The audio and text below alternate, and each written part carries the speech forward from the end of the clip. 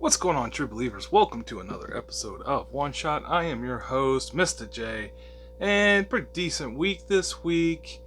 Um, don't think I really read anything that I didn't really like, so let's hop right on into it, shall we? See what I picked up. We'll start with this one since it's a rather large book here. This is Rogues by DC Black Label. This is kind of further along in the DC timeline. Captain Cold is getting old, and he's been thinking about this one big score. He's kind of been in a reformed state for a while. He's working a normal job, and he hates it. He's not respected in any form. And so he's just like, let me just get the gang back together and do one more big job. Preferably one that is not going to put their status in jeopardy as being kind of good citizens currently. So 10 years ago, he heard about Gorilla Grodd's fortune that he has under the mountain in Gorilla City, and he's trying to get the gang together to go after this gold mine. I thought this was a fantastic issue.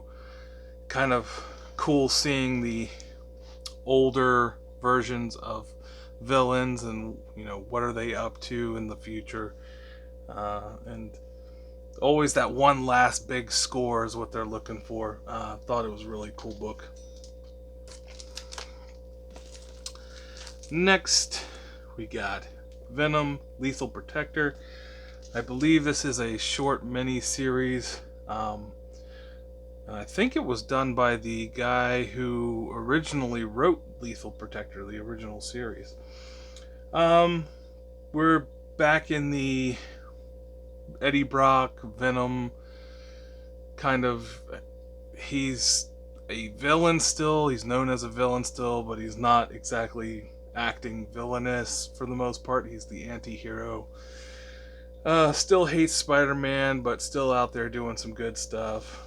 And it picks up one of the more obscure stories. I can't remember what the name of the team is, but it had like Spider-Side and someone else that has a bow and arrow. I can't remember their names. They're kind of like these D-list heroes, but not exactly heroes. And Humbug, who cares about him, right? Well, they actually made Humbug one of the more powerful characters in this book, and is able to go toe-to-toe with Venom by himself, which I thought was really cool. But the story was written really well. The artwork is really good. Recommend. Wolverine Patch number 1. So if you've watched any of my videos, I'm not a big X-Men Wolverine fan or whatnot, but I thought I like the idea of the character Patch, which is Wolverine, but he's just kind of laying low, if you can call it that. He's unmistakably, he looks like Wolverine, just in a suit. But this story was really good. He's kind of just hanging out. He gets pulled into a job to just do some surveillance. SHIELD is obviously working on a case, the same case that he's working on, and Wolverine's getting involved even though he's been told to stay out of it. I thought it was really good. Again, I'm not the biggest X-Men fan, but I am going to continue this series. Maestro World War M number 2. So the Maestro, aka the Hulk, was attacked by a Human Torch like character, so he decides to follow him down into the ocean. There's a city down there that's not Atlantis, but lo and behold, it's another city of Namors. And Namor has been trying to take out Maestro, as well as everybody else on the top world. And Maestro's not having any of it, so he's just going to town on all of them. Decent book. Just violence, Hulk doing Hulk stuff. It's always good. Yeah, pretty good series. Armorclads, issue number 1. This is a Valiant series. I believe Armorclads was a thing before this book. I'm not too big into the Valiant universe, so I'm doing a little bit more diving into it here and there. And what this one is about is these people who work for a mining company to potentially work off their debt. Nobody knows anybody that's ever actually done it, so they're just kind of slave labor, and they seem to not be too thrilled about it, and I imagine that something soon is going to happen to where they kind of become a team of their own and escape, is what my feeling is. But it was a decent story. Artwork's okay. I'll be giving it a few more issues for sure. I really want to enjoy some Valiant books. I enjoy Shadow Man quite a bit. So hopefully this one turns out like that for me. We have Demons, issue number 1. So when you see Scott Snyder and Greg Capullo on a book, you're thinking, wow, what Image book am I reading, right? Or possibly a DC. No, this is Dark Horse. I'm quite surprised that they're on a Dark Horse book, and it's decent. It's not great, nothing mind-blowing. Classic Greg Capullo artwork, very Spawn feeling. Scott Snyder, he kind of writes the same in most everything he does, but I thought this was pretty decent. It's kind of hard to describe what's going on with this book. This girl who's missing an arm grows up. Her dad constantly makes her new arms. He's a preacher of some sort, but he always goes off on these weird trips. They lose connection together, and after he dies, turns out, lo and behold, he is a demon hunter with a team that has other demons on it, possibly. There's these 2 different types of materials that have come to Earth. They call them Halo and Horns. And there's only ever been one Halo ever come to Earth, but it seems like Horns are constantly coming. Interesting story. We'll see where it goes. They kind of, I don't know. It's a little weird, but we'll see. Alright, The Human Target, Book 6. I have been loving this series. This one was just kind of mind-blowing. He's kind of put off looking for his killer, at least for one day, and just been enjoying life. He seems to want to be, not only does he want to live now, but he's kind of enjoying his life. He's found a girl that he likes that has some ex-boyfriend problems, which is why Guy Gardner is on the cover. Ice and Guy Gardner used to be a thing, um, and the Human Target has kind of been falling in love with Ice, and Guy Gardner is not having any of it and keeps coming around telling him to go away and beating him up regularly. Well, it all came to a head in this issue where Ice has had enough of Guy and she freezes him completely. And the Human Target knocks his head off. And they killed Guy Gardner in this issue. It's just mind blowing. Fantastic writing. The artwork is superb. Only 6 more issues, and I'm already wanting more.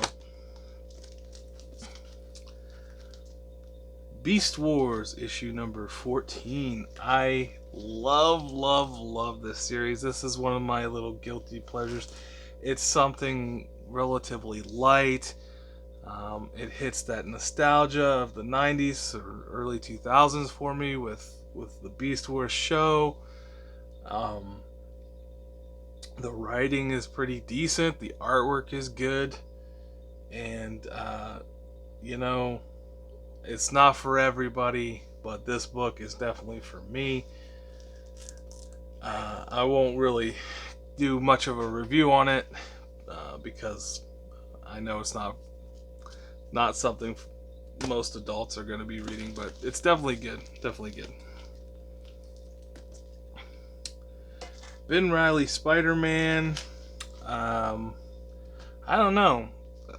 I was okay with this series starting out. I like my Ben Reilly, but I've just not been mind blown by the writing in this one. The artwork's still pretty good. It seems like everybody knows who he is and who Peter Parker is. I don't know. I do like the mental illness aspect to this. I don't know if mental illness is the right word, but he definitely, he's seeing a psychiatrist and talking things out, which, if you've read any of the old Spider-Man books and stuff, Peter Parker just kind of swings around and talks things out to himself for the most part. But Ben Reilly is actually taking it a step further and talking to somebody else about the issues. I do think that's really cool. I'm a big supporter of getting help for mental illness and stuff. So really good. Well, the book's not really good, but that aspect is pretty cool. Gunslinger Spawn issue 6. Clown is back, trying to make a deal with Gunslinger. He takes him back to his island, creates a big old feast for him. They're drinking, they're having a good time, they're talking about the plan, and Gunslinger Spawn is done with it, and he just starts whooping on Clown. Clown thinks he's still in control, calls his minions in, but he uses a little bit of Gunslinger uses some magic to trick Clown into killing his men, and then he brings in some more of his minions, and turns out they're kind of animal-like, which Gunslinger can control animals like wolves and things. So he turns Clown's own minions against him, and is like, I'm gonna go tell Spawn that you're back. See ya. Pretty good issue. This series has been really good. The artwork's fantastic. I don't know what else to say. $2.99 price tag. You guys should be on Spawn by now.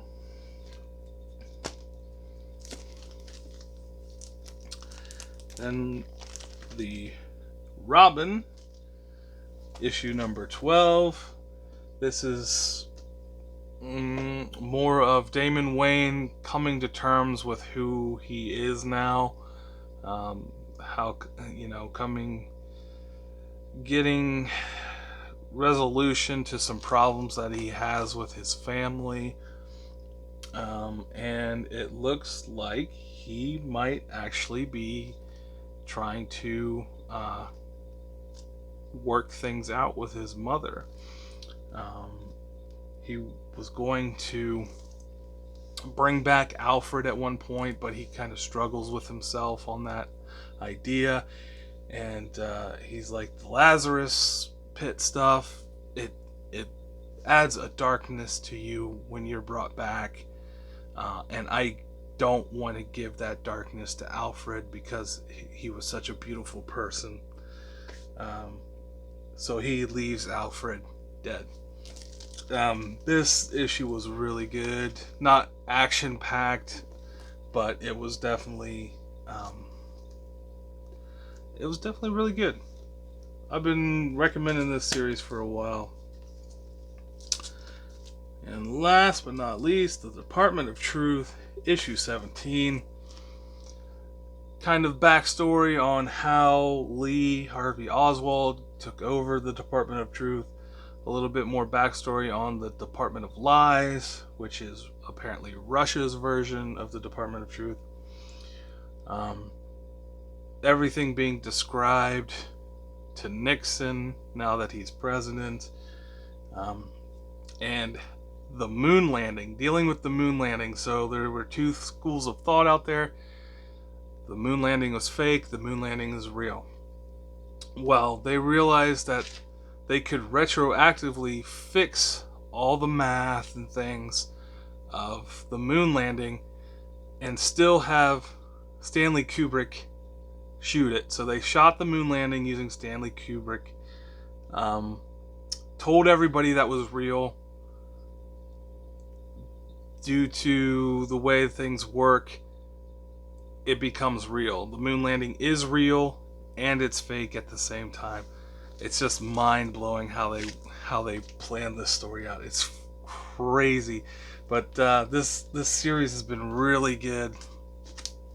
Definitely screws with your head a little bit. But I've been liking it quite a bit. Alright. Couple of the dollar bin, I think they might be dollar bin finds that I picked up. I got the Captain America $3.50. This is Captain America versus Captain America, which we know it's not the real Captain America. But I think this might be the first time that they fight. I'm not sure. And then a really cool cover here. I thought that was really cool. All the white and the Vision on the front. Pretty sweet. And then another Vision cover with white Vision and Wanda, I believe. And then some mail things I've got. Iron Man 17. This is the first appearance of I think it's called the God Killer armor. And then Arno Stark as a baby, which is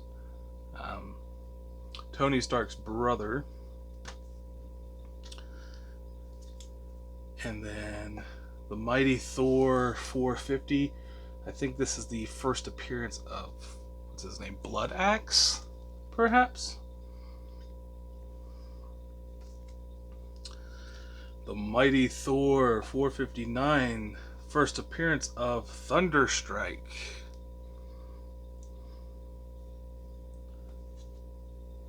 And the Sensational She-Hulk, issue number 50. I think you can see the foil. Beautiful cover.